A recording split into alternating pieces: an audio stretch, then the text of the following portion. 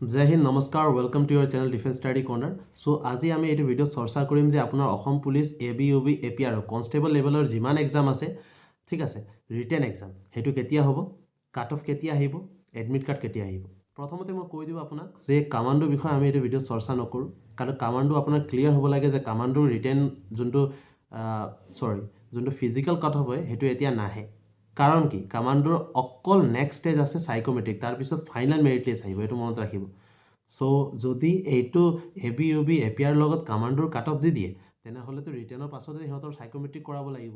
চ' ইমান জল্দিও নকৰাই, কাৰণ যদি সাইকোমেট্ৰিক ছিংগল এটা ষ্টেজ বাকী আছে, চ' সেইটো আপোনাৰ যোনটো ABUB APR যেতিয়া ভাইবা হ'ব সেইটো সময়ত কৰাই দিব পাৰিব, অকলে ইমান ঝেমেলা লৈ লাভ নাই, সেইটো এটা কথা। সেইকাৰণে আপুনি মনত ৰাখিব যে কামাণ্ডোৰ যোনটো কাট অফ আছে এতিয়া নাহে, যদি আহি যায় সেইটো মিৰাকল, এটা চমৎকাৰ হ'ব, ঠিক আছে। অহা পচিবিলিটিটো বহুত কম। এতিয়া কাট অফ ওলাব পাৰে আপোনাৰ অসম পুলিচ ABUB APR, ঠিক আছে, সেইটো মনত ৰাখিব।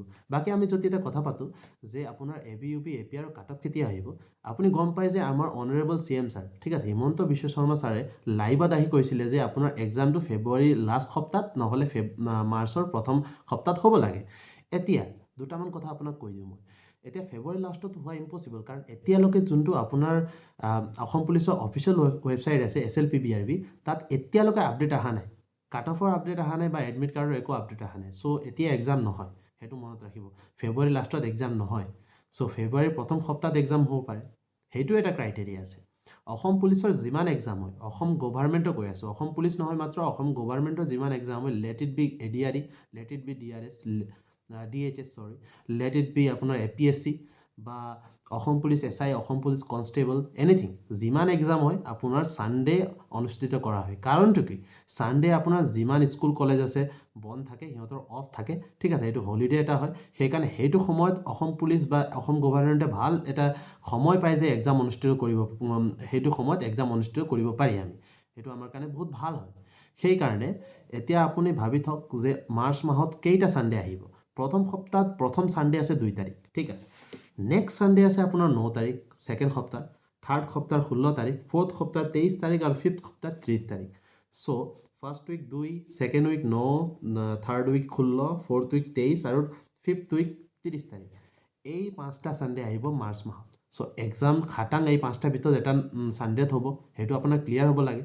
এতিয়া আমি যদি চাওঁ কোনটো ছানডেত এক্সাম হ'ব, 2 তাৰিখ এক্সাম হ'ব পাৰে, মোৰ পচিবিলিটি হয়, মোৰ তৰফৰ পৰা যদি পচিবিলিটি আপুনি সোধে 2 তাৰিখ হোৱা চান্সটো কিমান, মই ক'ম 0%। কাৰণটো কি, এতিয়ালৈকে ফেব্ৰুৱাৰী মাহত ধৰক ফাৰ্ষ্ট বা ছেকেণ্ড সপ্তাহত যদি আহি গ'লে হয় কাট অফটো বা এডমিট কাৰ্ড ডাউনলোড কৰা লিংক, তেনেহ'লে আপুনি ভাবিব পাৰে যে মাৰ্চ 2 তাৰিখ এক্সাম হ'ব। এতিয়ালৈকে একো আপডেটে নাই SLPBRB ৱেবছাইটত। চ' আপুনি ভাবি থওক এক্সাম এতিয়া নহয় 2 তাৰিখ, ঠিক আছে। 9 তাৰিখে এক্সাম হ'ব পাৰে নেকি? 9 তাৰিখে কিয় এক্সাম নহয়, 9 তাৰিখে DHSৰ এক্সাম আছে। চ' সিহঁতৰ এক্সাম লগতে আমাৰ এক্সাম হোৱাটো ইম্পচিবল, কাৰণ সিহঁতৰো কেণ্ডিডেট বহুত আছে, সেইটো মনত ৰাখিব। সেইকাৰণে 9 তাৰিখ ইম্পচিবল। 16 তাৰিখ হ'ব পাৰে নেকি? 16 তাৰিখ অলপ চান্স আপুনি ল'ব পাৰে, হ'ব পাৰে বুলি মই 20% মান চান্স ক'ম, 80% ন' বুলি ক'ম, ঠিক আছে। 20% য়েছ, 80% ন'। কাৰণটো কি, কাৰণটো এইটো যে HSLC এক্সাম এতিয়া চলি আছে আৰু গ্ৰেড 4ৰ এক্সামো চলি আছে, ভাইবা ইণ্টাৰভিউ। চ' অলপ পচিবিলিটি কম। এতিয়া কোনটো ডেটত পচিবিলিটি আছে ৰিটেন এক্সাম হোৱা? ৰিটেন এক্সাম হোৱা পচিবিলিটি আছে 23 বা 30, প্ৰবল পচিবিলিটি আছে 30, ঠিক আছে, কিন্তু 23ও 90% চান্স আছে। সেইকাৰণে মানি থওক 23 তাৰিখ বা 30 তাৰিখ, দুটা ছানডে ভিতৰত এটা ছানডেত আপোনাৰ এক্সাম হ'ব। মাৰ্চ মাহততো খাটাং আপোনাৰ এক্সাম হ'ব। CM ছাৰে যদি কৈছে এক্সাম হ'ব, পাক্কা এক্সাম হ'ব। আৰু আপোনাৰ এপ্ৰিল মাহত ইলেকশ্যন আছে, চ' এপ্ৰিল মাহত এক্সাম কৰিব পৰা পচিবিলিটি নাই, চ' মাৰ্চ মাহতে এক্সাম হ'ব লাগিব। এতিয়া আমি কথা পাতোঁ যে কাট অফ কিমান হ'ব পাৰে।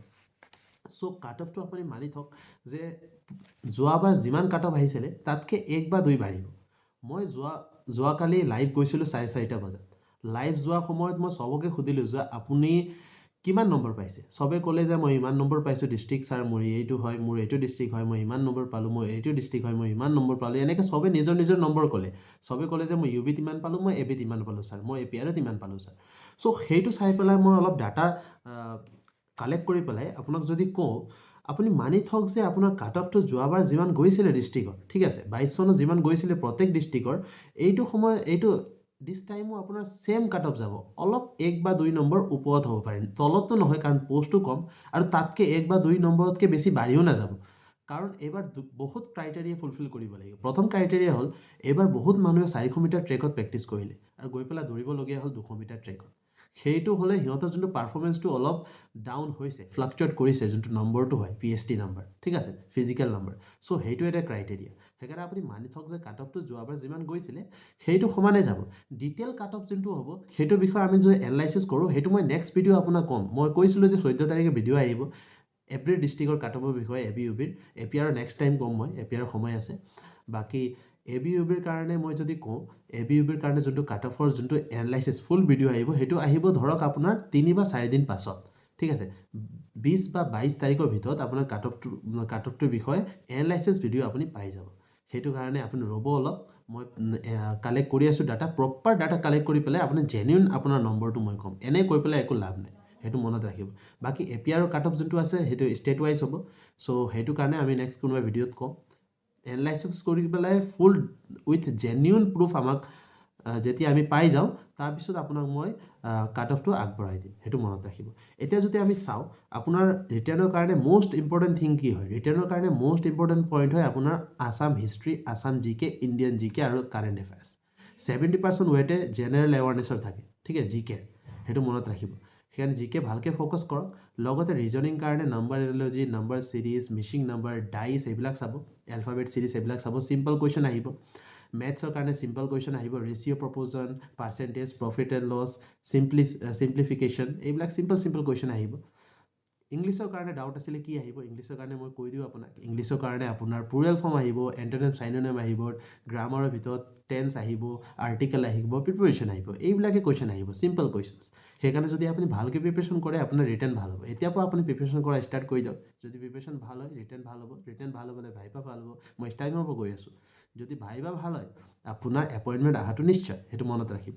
সেইকাৰণে মই আশা কৰোঁ আপুনি প্ৰিপেৰেশ্যন কৰি আছে। বাকী কিবা ডাউট থাকিলে আমি সদায় এতিয়াৰ পৰা 4:30 বজাত লাইভ আহিম আবেলি, সেইটো মনত ৰাখিব। যেতিয়া আমি লাইভ আহিম যিমান ডাউট আছে আপোনাক ক্লিয়াৰ কৰিম। লগতে মই ডেছক্ৰিপশ্যনত আমাৰ official WhatsApp group defence study corner যোনটো মই খুলিছোঁ, সেইটো লিংক দিয়া আছে, আপুনি জইন কৰিব।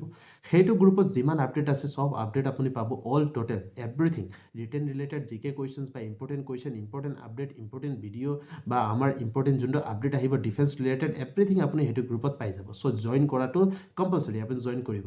ডিছক্ৰিপশ্যনত আপোনাৰ কাৰণে লিংক দিয়া আছে।